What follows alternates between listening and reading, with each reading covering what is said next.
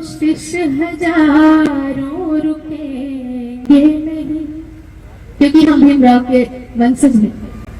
कर लो कोशिश हजारों रुकेंगे नहीं, कायरों की तरह हम छुपेंगे नहीं, कायरों की तरह हम छुपेंगे नहीं।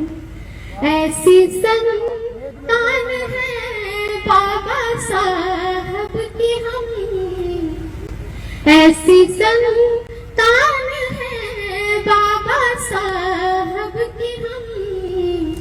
मर तो जाएंगे लेकिन झुकेंगे नहीं, मर तो जाएंगे लेकिन झुकेंगे नहीं।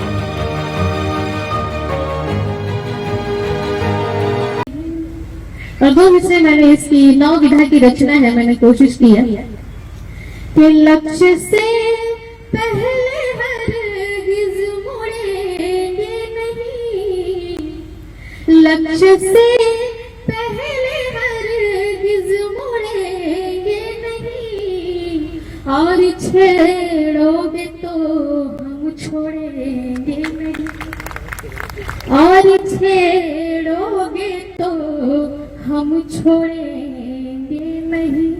4 विषय और इसी तरह कि झूठ से दोस्ती है हमारी नहीं, झूठ से दोस्ती है हमारी नहीं, तोड़ते हम कभी सच से यारी नहीं। प्यार करते हैं हम तो सभी से, मगर प्यार करते हैं हम तो सभी से, मगर संविधान से कोई चीज प्यारी नहीं, संविधान से कोई चीज प्यारी नहीं। और 4 विषय और बिना भूमिका के सुनिएगा।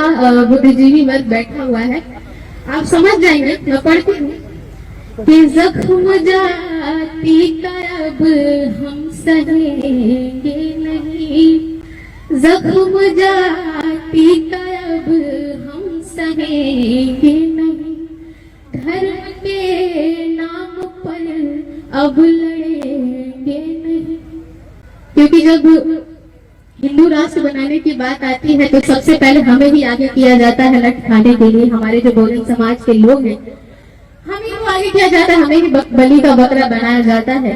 चुनाव के समय सब हिंदू, और चुनाव बीतने के बाद हमें जातियों में बांटा जाता है। वहीं से 4 विषय मैं पढ़ती हूँ कि जख्म जाति का अब हम सहेंगे नहीं, धर्म के नाम पर हम लड़ेंगे नहीं, नफरतों का अगर बीज बोओगे तुम, नफरतों का अगर बीज बोओगे तुम, घर में बैठे हुए चुप रहेंगे नहीं, घर में बैठे हुए चुप रहेंगे नहीं। अब खामोशी का चादर ओढ़ेंगे नहीं, और छेड़ोगे तो हम छोड़ेंगे नहीं, और छेड़ोगे तो हम छोड़ेंगे नहीं। और आखिरी के चंद मिसरे मैं पेश करती हूँ। अच्छा सुन रहे हैं आप, मेरी हिम्मत भी बढ़ रही है।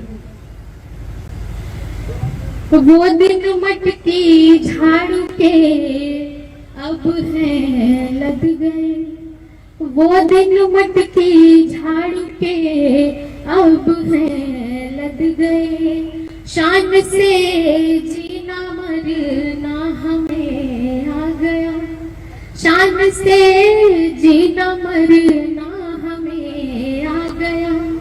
सहन शक्ति किसी माँ को तोड़कर हद से भी अब गुजरना हमें आ गया।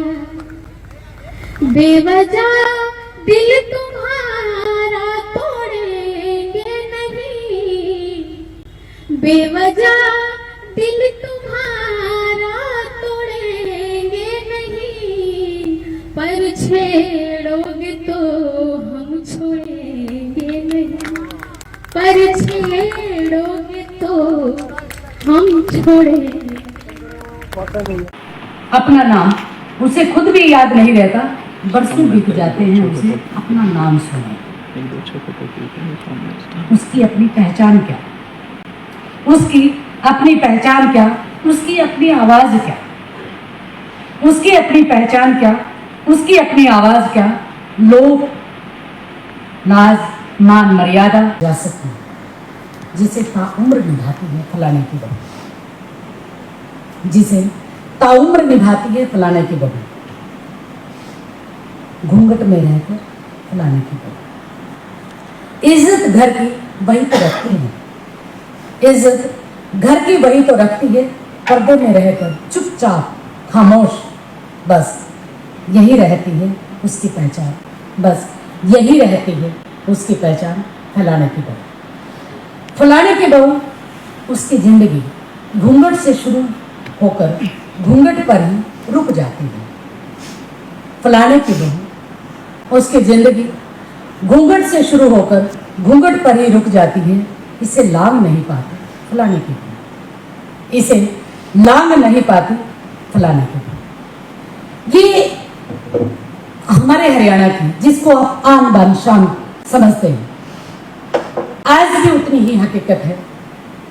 मैं ये समझती हूँ कि बाबा साहब अम्बेडकर का जो पूरा जो एक विचार की थी, आज मेरे लिए बहुत ही हर्ष का विषय है कि मेरे अपने गांव में आप सबके आशीर्वाद से जो मैं यहाँ तक पहुंची, आपने मुझे आमंत्रित किया।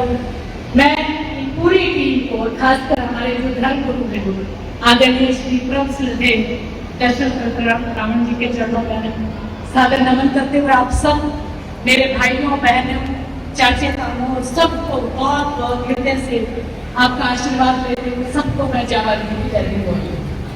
मैं बहुत जगह बोलती आई हूँ, लेकिन अपने गांव के बीच में मुझे भी लगता कि गुरु जी मुझे ये कहे कि मैं इसके ऊपर कुछ बोलूं, क्योंकि मैं सुनने के लिए आई हूँ। गांव में मेरे पास बोलने के लिए शब्द नहीं, तो इसलिए मैं तो बस आप सबका आशीर्वाद लेने के लिए आई हूँ, गुरु जी का आशीर्वाद लेने के लिए आई हूँ। बस एक ही लाइन, एक ही शब्द कहूंगी कि जैसे कि हमारे धर्मगुरु आदरणीय परम श्रद्धेय श्री दशरथ रावण जी का जो उद्देश्य है, शिक्षित बनो, और यही उद्देश्य हमारे गुरु वाल्मीकि महाराज जी का। हाथ में कलम, हाथ में कलम होगी तो दुनिया का कोई ऐसा काम नहीं, दुनिया की कोई ऐसी पोजीशन नहीं जो आप हासिल ना कर सकते। तो इसलिए मैं कुछ नहीं बोलूंगी, मैं सुनने के लिए आई हूँ। आप लगभग सभी लोगों को सुनने आई हूँ। बस विद्यार्थियों से ये निवेदन करूंगी कि आपके पास पहनने के लिए अगर कपड़े ना हो, आपके पास चप्पल अच्छी ना हो, लेकिन आपके हाथ में कलम होनी चाहिए। बस इतना ही कहते मैं अपनी बात को समाप्त करूंगी।